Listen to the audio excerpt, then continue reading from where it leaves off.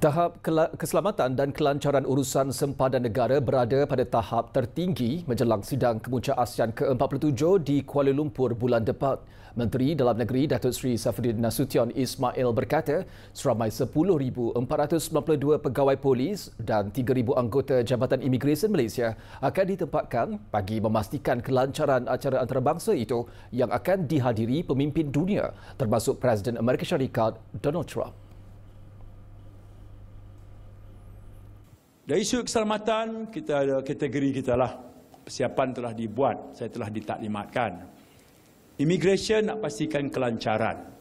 Persiapan kita cukup rapi. Ada 6 modul latihan, kita hantar anggota kita kursus di Intan, semua dah selesai.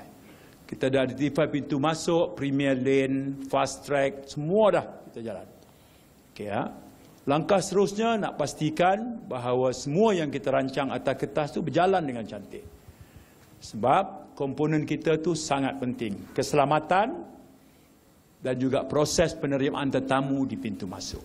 Datuk Seri Saifuddin berkata pihaknya menyediakan beberapa laluan di pintu masuk utama bagi memastikan kelancaran pergerakan delegasi dan pemimpin yang akan menyertai acara terbesar negara itu.